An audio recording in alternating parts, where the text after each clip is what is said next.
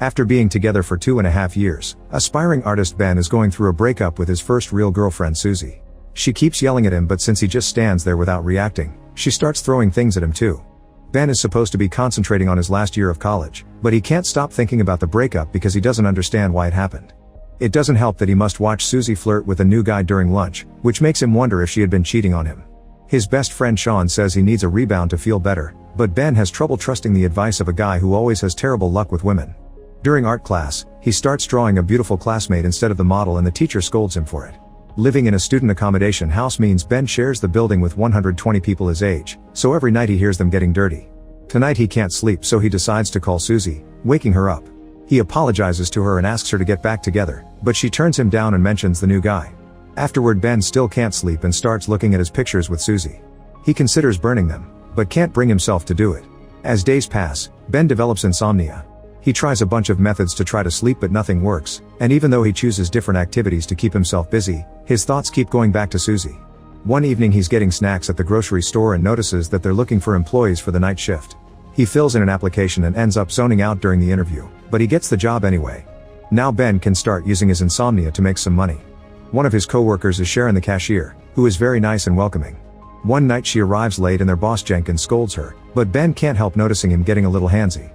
The job ends up being pretty boring, so Ben keeps zoning out and staring at the clients, so Jenkins has to constantly scold him too.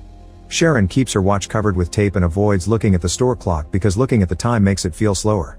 Ben's other coworker is Barry, who went viral on the internet once over a silly bicycle video. Since then he spends his nights at the store on his scooter. Barry and Matt are in charge of the meat section and spend their time making inappropriate jokes with the products. They also play pranks like putting naughty-looking shampoo bottles in women's baskets to see if they buy them to use as dirty toys. One night when Jenkins isn't around, Matt and Barry try to start a scooter race, only to crash against a lady's shopping cart. 2 weeks pass and Ben is stuck in the store's boring routine. Desperate to find a way to make his 8-hour shifts feel shorter, he starts imagining that he can freeze time as if pausing it with a remote. He pictures himself walking among all the clients without being judged or stared at, but he can stare at the women he finds hot all he wants. While doing all this daydreaming, Ben also thinks about his past and how he became interested in capturing beauty with his art. When he was a child, his parents took in a foreign student who liked to walk around the house with no clothes on. Seeing her bare form woke something up in him, and back then he wished he could stop time to stare at her forever. Now he keeps imagining how useful it would be to be able to stop time. He could undress the store clients and draw them to his heart's content, admiring their beauty without reservations or judgment. He could fill a whole sketchbook just with random women doing their shopping, and he would make sure to fix their clothes afterward. Ben would also use the chance to play pranks, like putting Jenkins under falling objects. During the day, Sean visits Ben and gets him to talk about Susie, but Ben is tired because he's sharing the same feelings over and over, yet it doesn't help with his heartbreak. Ben and Sean grew up together, and when they were just kids, Sean showed Ben the dirty magazines he found under his parents' bed. This taught Ben a more artistic way of looking at the body and how certain parts looked up close. The boys got wood in their pants from looking at the magazines, so when Sean's mother caught them red-handed, she had thought they were into each other. Sean is a big fan of one-night stands, which he calls having a Natalie. The name comes from a teenage neighbor he knew as a kid, who would take money from guys in exchange for showing them her privates. At the store, Ben is victim of Barry and Matt's dumb pranks. The new employee Brian claims he knows martial arts and cleans by using special poses. When the guys mock him for it, Brian just slaps Matt. Ben is slowly developing a crush on Sharon and even shares his food with her while wishing he could freeze the moment forever. One night Ben is devastated to hear Matt ask Sharon out and she accepted. Matt starts making dirty noises about his plans for the date, so Ben has to walk away while remembering all the crushes he's had. His first one was a professional runner who he watched at Olympic events. He was attracted to her because she ran barefoot. His second crush was his biology teacher because Ben liked the very tight sweaters and pretty skirts she wore. The biggest crush of all had been a classmate named Tanya. One day she broke her arm and came to class with a cast, so Ben enjoyed watching her struggle with it or find ways to take care of her itch. When Tanya asked him to sign the cast, Ben only drew an X. After the cast came off, her arm was covered in hair and the other boys mocked her for it.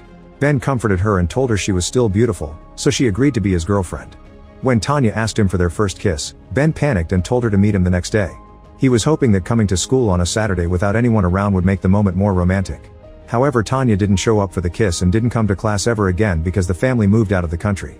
In the present, Ben and Sean are playing chess and Sean can tell Ben is still not well because he's losing.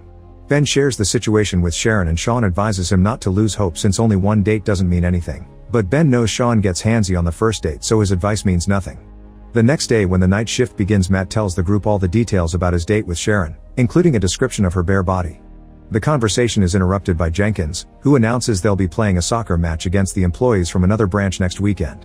When the day comes, Sharon shows up to support them and Ben has to watch how Matt keeps flirting with her. The other team has nice uniforms and good communication, so Ben's group doesn't have much hope. When the match finally begins, the other team immediately proves to be superior. Ben's group keeps falling and bumping into each other, not to mention Jenkins keeps taking business calls in the middle of the field. Their opponents sometimes play dirty, but the referee doesn't seem to notice and Ben's team has to stop Jenkins from beating him up. Brian is a very bad goalkeeper who somehow manages to make the ball bounce right into his goal area. With 1 minute left, Ben's team is losing 26-0, so Jenkins wants them to at least make one goal before the match ends. According to plan, Ben passes the ball to Jenkins and he kicks it at the goal area, only for the ball to bounce on the metal bar. Matt immediately kicks it and accidentally hits Jenkins' face. Tired of all this clowning, Ben imagines what it would be like to freeze this moment and walk out of the match to avoid the shame. He would stare at Sharon for a second before going for a drink, but the moment would be interrupted by a weird noise. Suddenly a man would run out of the scene, and Ben realizes what a loser he is, that even in his fantasy he can't do things well. Back to the match, Jenkins' nose is heavily bleeding so he needs a doctor. Before driving his boss to the hospital, Matt asks Ben to take Sharon home. However, the duo ends up at a cafe. Ben asks Sharon about her relationship with Matt, but she says they only went to the movies as friends. She's horrified to hear the lies Matt has been saying and explains she's single because her last boyfriend moved to the USA. In return, Ben tells her about Susie. They chat for a while about their life choices, college, and their dreams for the future. Sharon thinks painters are romantic because they can see the beauty in everything. Later when Ben takes Sharon home, they both feel rather awkward, so their attempt at kissing fails and it ends up being a kiss on the cheek. The following night Jenkins comes to work with a cervical collar and bandages on his face. He claims he doesn't feel any pain and announces he'll be having a birthday party. Sharon asks Ben to be her date for the party and he agrees. In private, Jenkins tells the boys he wants a dirty dancer for his party and asks Ben to hire one. The next afternoon Ben asks Sean for help and he agrees as long as he gets to attend the party too. The duo goes to a bar and has a beer while watching the dancer, who is a bit lame. While Sean negotiates with her, Ben can't help imagining Sharon as an exotic dancer too. No matter how many days or weeks pass, Ben still can't sleep even though he doesn't think about Susie much anymore. During his night shifts, he keeps imagining he has time-stopping powers, but now instead of looking at random women, he stares at Sharon and fantasizes about having all the time in the world to make hundreds of paintings of her. The night before the party, Sharon confirms they're going together and kisses Ben before leaving the store. This heals Ben's heartbreak and he can finally sleep again. The next day he gets a call from a gallery, saying they want to have his art.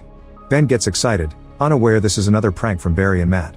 Moments before the party, everyone starts getting ready and spends a ridiculous amount of time in front of the mirror. Ben picks Sharon up as promised, and Sean shows up with his current fling. To Ben's shock, Susie is at the party as well because Jenkins is her boyfriend's brother. They have an awkward but well-mannered greeting and Ben manages to ignore her without feeling bad. When the naughty dancer finally arrives, she offers a good show for Jenkins, but her bodyguard prevents him from touching her. Sean records the whole thing and when the dancer turns toward the camera, he realizes this is his old neighbor Natalie, so he invites her to stay for a drink. Meanwhile, Jenkins tries to kiss Sharon and invites her to his room. Sharon keeps turning him down, yet Jenkins still gets handsy. When he forced feeds her some popcorn, she spits it back into his mouth and leaves the room, not noticing Jenkins choking. Upstairs, Ben bumps into Susie and she apologizes for everything again. She says she can't stop thinking about him and kisses him just in time for Sharon to see them. Sharon turns around to leave so she doesn't notice Ben pushing Susie off him. When Ben realizes what Sharon saw, he wishes he could stop time or even rewind it to do things correctly. He keeps thinking of something he could say to make her stay, but there's nothing he can do and Sharon leaves the party while Barry slides downstairs in a box. Afterward, Ben goes to Sharon's apartment building, but when she hears his voice she refuses to open the door. Ben waits for another person to come out and sneaks inside to run upstairs to Sharon's apartment. Just like it happened with Susie, he stands there as Sharon yells at him with all the fury of the world. Once again, Ben leaves with a broken heart and nothing to do.